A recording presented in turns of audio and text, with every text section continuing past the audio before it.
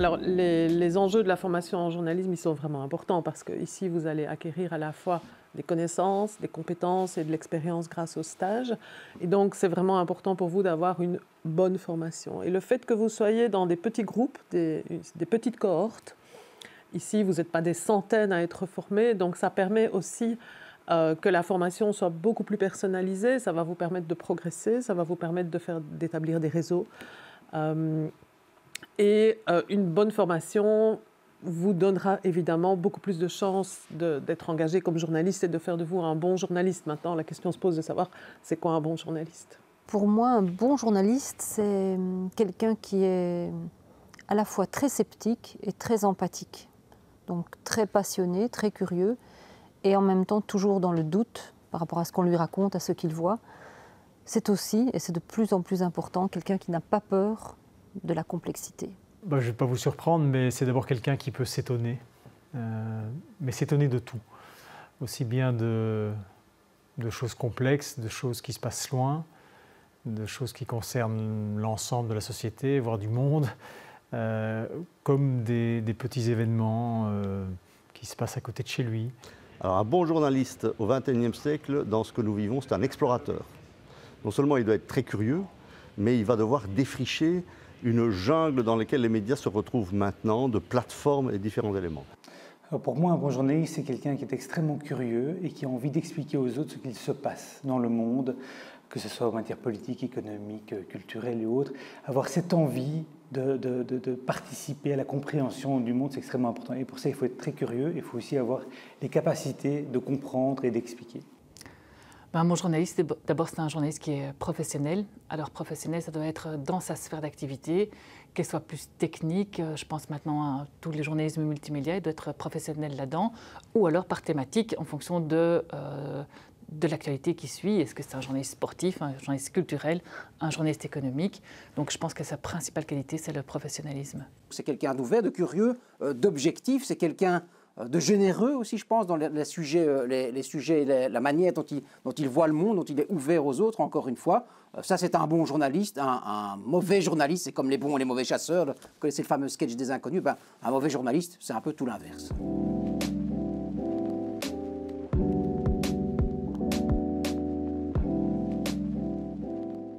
Le cadre de la formation, c'est important parce que ça va aussi influencer la manière dont vous allez recevoir vos connaissances. Ça va aussi peut-être induire ici beaucoup plus de pratique qu'avant. Il n'y avait pas ces studios, il n'y avait pas toute cette infrastructure extraordinaire. Donc ça va aussi influencer la pédagogie, forcément.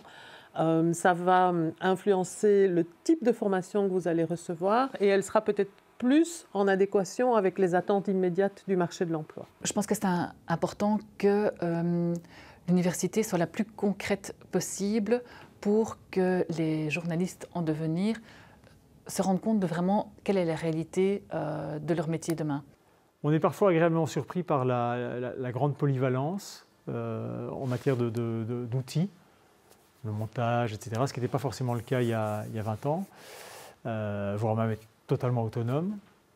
On est parfois un peu moins agréablement surpris par le côté, je dirais, détaché, je vais presque dire intellectualisant de ce qui sort de leur formation. Et moins par ce côté, moi je vais aller sur le terrain, faire tout type de sujet, mais rencontrer des gens et raconter des histoires humaines. Donc je pense qu'il faut que les études de journalistes soient extrêmement ambitieuses sur le contenu et les méthodes de travail qu'ils donnent aux journalistes qui ne sont pas que technologiques.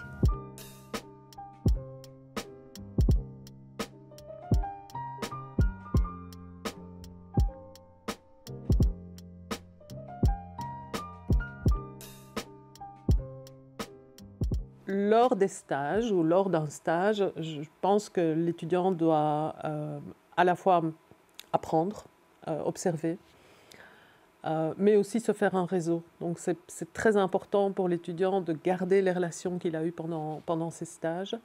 C'est important aussi d'entretenir cette relation par la suite parce que ça débouche souvent sur des possibilités d'emploi ou de pige ultérieurement.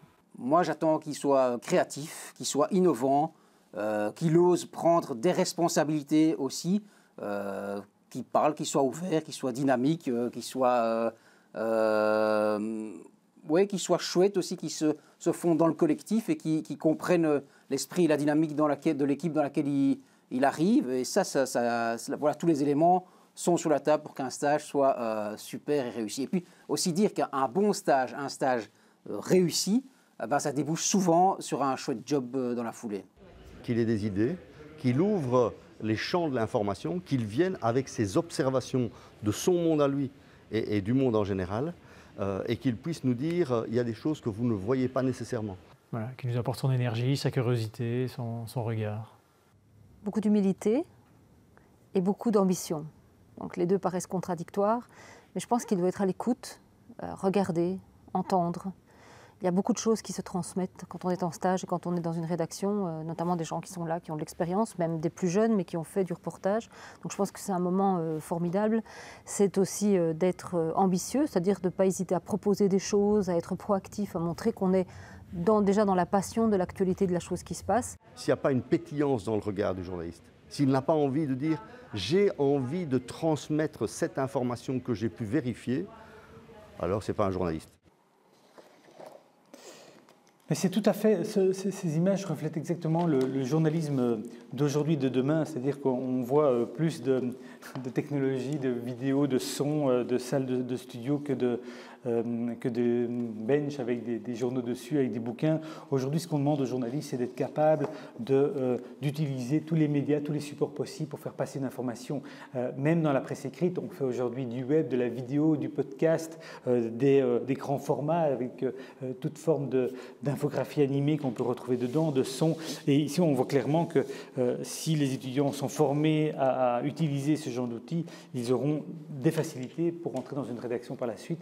Le monde de demain, le monde d'aujourd'hui plutôt, c'est le monde des réseaux sociaux, le monde du numérique. On est dans le digital, on ne peut plus se contenter d'être dans la télé linéaire de papa, voire de bon papa. Hein. On doit marcher sur deux jambes, le digital et la télé. Donc ça, c'est le grand challenge, appréhender ces réseaux sociaux, ce digital, et le faire fonctionner en interaction avec la télé, entre guillemets, classique. C'est un journalisme aussi qui a pas mal évolué, puisque avec les réseaux sociaux, avec Twitter, tout le monde peut se prétendre journaliste ou quasiment journaliste, mais c'est une illusion.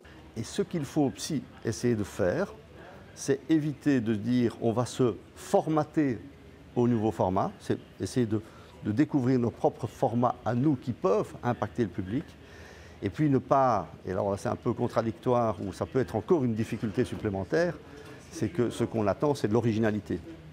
De l'originalité dans l'expression, de l'originalité dans les angles et dans les sujets d'information. Paradoxalement, on doit être polyvalent et en même temps, on doit être hyper spécialisé. Et ça, je pense que c'est très, très compliqué pour les jeunes étudiants maintenant de choisir comment s'orienter, comment se diriger.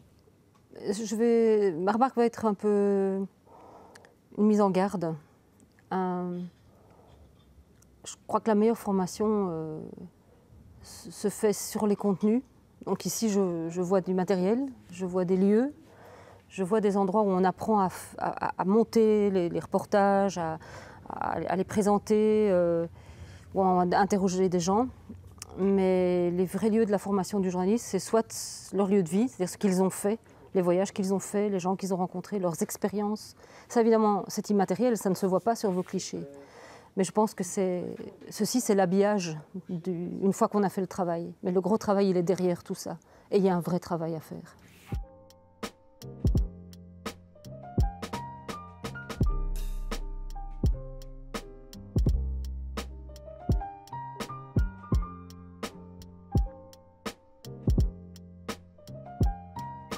Vous allez recevoir beaucoup de conseils, à vous aussi de vous faire votre avis, votre expérience. Et je pense que c'est sans doute, vous verrez que les univers professionnels sont très différents, vous verrez que les hiérarchies sont différentes, vous verrez que les statuts sont différents, et en fonction de tout ça, voilà, vous allez vous approprier ou non certains conseils qu'on vous donnera. Prenez tout ce que vous pouvez, mais absolument tout, et rien ne... Même si ça ne vous plaît pas forcément, rien ne sera inutile. Donc voilà, foncez, faites pas la fine bouche. Et croyez en vous-même. Je sais, c'est un peu bateau de le dire, mais parce que c'est un métier extrêmement challengé aujourd'hui. C'est un métier qui n'a plus forcément la même attractivité qu'il y a 25 ans. Ça a complètement changé. Le regard du public sur les journalistes, quand même, on le voit quotidiennement, nous, sur le terrain, mais c'est un métier fabuleux. Nourrissez votre passion pour le journalisme parce qu'il n'y a que ça vraiment qui va vous donner envie de continuer, qui va vous donner une capacité de montrer que vous êtes capable de le faire, que vous avez envie de le faire. Et ce qu'on a vraiment besoin, ce sont des futurs journalistes qui ont vraiment la passion, l'envie de le faire et qui ne se posent pas 10 000 questions sur comment est-ce ce qu'on nous demande. C'est vraiment pourquoi j'ai envie de le faire. Et à partir de là, tout devient possible. Sois professionnel. Alors ça va être évidemment dans ton travail, dans la réalisation de tes textes ou de tes reportages. Ça va être vis-à-vis de tes interlocuteurs, ça va être vis-à-vis de tes collègues. Donc oui, sois professionnel de A à Z. Soyez farouchement indépendant. Gardez votre indépendance. C'est un bien extrêmement précieux et qu'on perd extrêmement rapidement.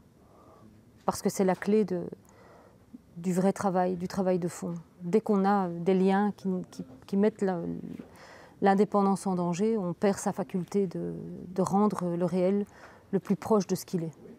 Accroche-toi à ta curiosité, jusqu'au bout, tout le temps. C'est celle-là qui va faire en sorte que tu seras une passionnée d'information.